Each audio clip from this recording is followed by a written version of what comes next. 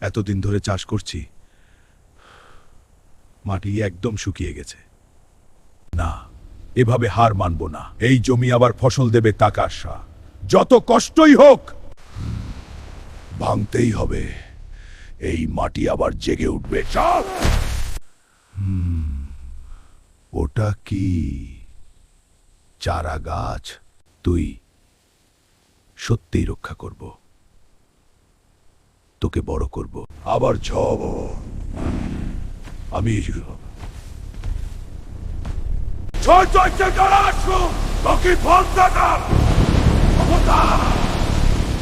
থেমে গেছে।